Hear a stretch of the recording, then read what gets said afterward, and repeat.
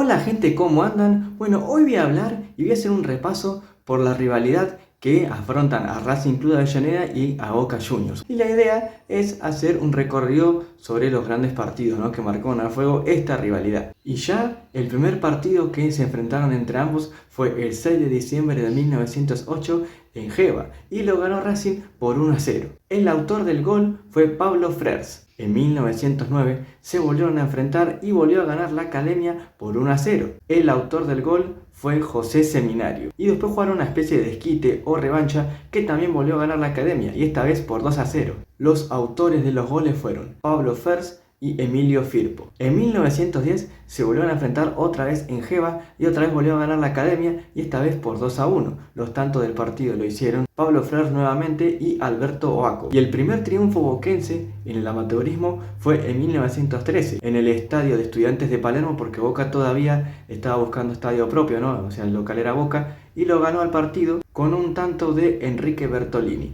También otra incidencia en el partido es que el arquero Ceneice, Juan Brusán, atajaría un penal. Para 1914, Racing ganó 5-0. Para 1915 fue 6-0, con 4 goles, un póker como decimos hoy en día, de Marco Vecchio. Para 1916 fue un 3-0 para Racing en Avellaneda, otra vez con 2 goles de Marco Vecchio. Y para 1917 fue 1-0. El autor del único tanto del partido fue otra vez Marco Vecchio. Y en 1918 volvería a ganar la Academia, y otra vez por goleada, esta vez por 4-1. Después de esta seguidilla de partidos, recién se volvieron a encontrar el 13 de noviembre de 1927 en la cancha de Racing, y el partido lo terminó ganando el Ceneice por 2-1. Los autores de los goles fueron sus ídolos en la época amateur y el principio del profesionalismo. Estoy hablando de Roberto Cherro y Domingo Tarasconi. Resalto este partido porque es el único triunfo Ceneice en cancha de Racing entre 1913 y 1930 inclusive. Ya en 1929 Boca le propició una goleada a Racing, le ganó 4-1 con 3 de Domingo Tarasconi y 1 de Cherro. Y el último partido amateur que jugaron en 1930,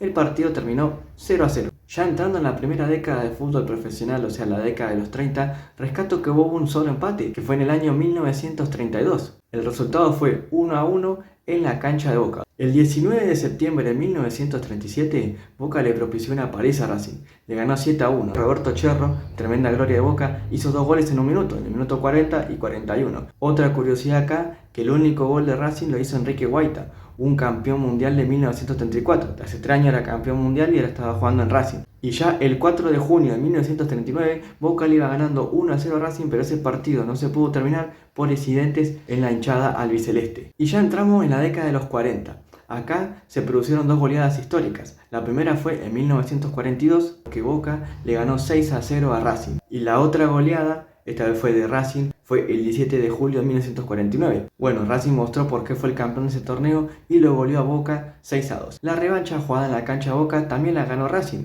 esta vez por 2-1. Encima en el medio hubo incidentes por parte de la hinchada de Boca, quedaron 10-11 minutos restantes, cuentan las crónicas, se jugaron después, pero no modificó el partido ni el resultado. El 28 de octubre de 1951, Boca gana por primera vez en la actual cancha de Racing, lo hace por 2-1. Recién en el año 1954, Boca llega a pasar al frente en el historial con Racing y de ahí no se va a mover. Ya entramos en la década de los 60, específicamente en 1962, donde Boca sale campeón y le gana a Racing por 2-1. Y en 1961 Racing ganaría en Avellaneda por 3-1. En esta década de los 60, otra victoria de Ceneice en cancha de Racing fue en el Nacional de 1969, esta vez por 2-1. Rescato también el año 1966, un partidazo que jugaron entre ambos en la cancha de Racing, que ganó Racing por 3-2. Otro partido que estuvo buenísimo dice que fue el de Metropolitano de 1967, donde la Academia ganó 2-1 con los goles de Yaya Rodríguez y descontó para Boca el Tanque Rojas. Otra victoria muy resonante es en 1972 en cancha de Racing, donde los racinguistas ganaron 3-1.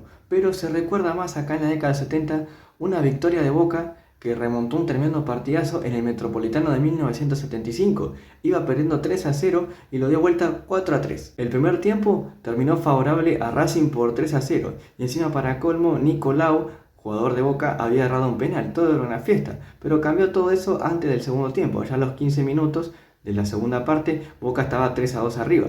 Encima Racing, para colmo, erró un penal que podía haber rematado el partido ya ahí. Y sobre el final del partido, Hugo Paulino Sánchez hizo el 3-3 y el 4-3 y desató la locura Ceneice en Avellaneda. Queda también para la historia negra de nuestro fútbol argentino el 8 de agosto de 1983 cuando muere un hincha de Racing producto de la que se arrojó una bengala de la hinchada de Boca hacia donde estaba uno de Racing y producto de eso lo llevó a la muerte a este muchacho que en paz descanse. En el año 1983 Racing se va a la B y no juegan hasta la temporada 1986 y 1987, donde en cancha de Vélez gana Racing por 1-0. El autor del gol fue Miguel Colombati. La revancha también se jugó en Vélez y la ganó Boca por 1-0. El autor del gol boquense fue Luis Abramovich. El 20 de septiembre de 1987 Racing volvería a ser local otra vez enfrentando a Boca y lo palició, le ganó 6-0. La revancha en ese torneo tuvo Boca su desquite y lo ganó por 2-1.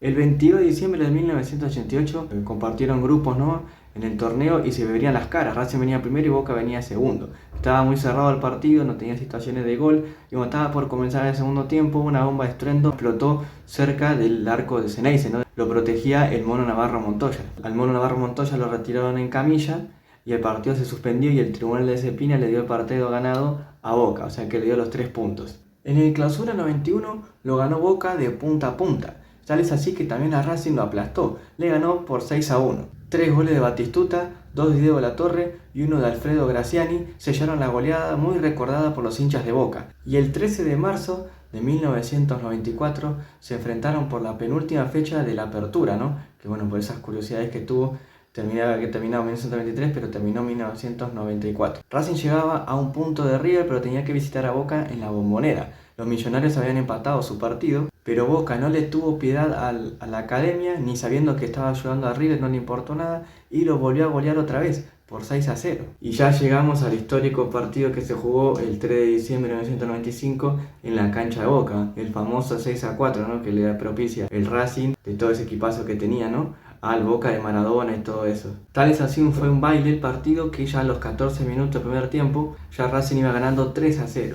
Tuvo una tarde soñada el Mago Capri ese día que bailó a todo Boca. Es muy recordada la victoria esa por los hinchas de Racing porque dejó a Boca sin chances de poder coronarse campeón, El Boca ese de Maradona, con la vuelta de Maradona, con el mechón amarillo, todo, etcétera, etcétera. Ese Racing tenía un equipazo y también no ganó el título por cuestiones de fútbol porque era muy buen lindo equipo. Y ya entrando a este millennium, hay que decir que Boca pudo seguir manteniendo la ventaja sobre Racing, incluso ganando muchos partidos en el estadio de Racing, el presidente Perón. Pero voy a detener el año 2002. ¿Por qué? Porque Racing ganó los 2 partidos. El primero fue en abril de ese año, de local fue Racing y ganó 2-1 con los goles de Diego Milito. Ya nos vamos a la segunda parte del año en cancha Boca, donde fue un tremendo partidazo donde Racing ganó 4-3. El partido lo iba ganando Boca 2-0. Uno de los autores de los goles fue su figura Carlos Tevez. Racing lo dio vuelta 3-2, Boca logró empatarlo con un tremendo golazo de Nery Ibarra, pero a 4 minutos del final, Mario González selló el triunfo de la academia. Partidazo en la Bombonera, 4-3. Ya en el año 2006, Racing fue de local en La Plata, donde juegan Estudiantes y Gimnasia, y Boca le ganó 3-0.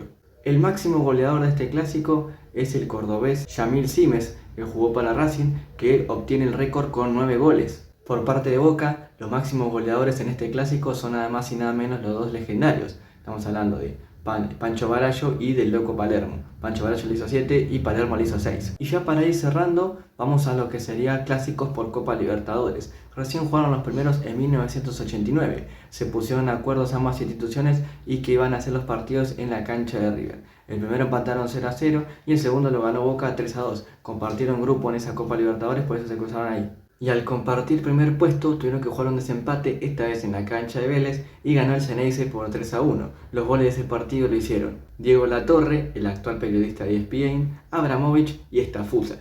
Y antes de pasar al siguiente cruce que tuvieron por Copa Libertadores, en 1989 jugaron por la Supercopa, el antiguo torneo ese. Fue un ida y vuelta, el primer partido en la cancha de Boca empataron 0-0 y la revancha que se disputó en Avellaneda lo ganó el Ceneice por 2-1. Los goles de aquel partido lo hicieron Daniel Ponce marcando el 1-0, había empatado Fabri para Racing y el goleador, el segundo tanto, fue José Luis Cuchufo. Y se volvieron a enfrentar por Copa Libertadores el año 2016, empataron 0-0 en la Bombonera y ganó Boca 1-0 con gol de Lodeiro en la revancha en cancha de Racing. Ambos equipos compartían la fase de grupos y por eso se enfrentaron. Así que bueno gente, eso fue todo, espero que les haya gustado. Si es así denle me gusta y compartan, nos estaremos viendo la próxima, hasta luego.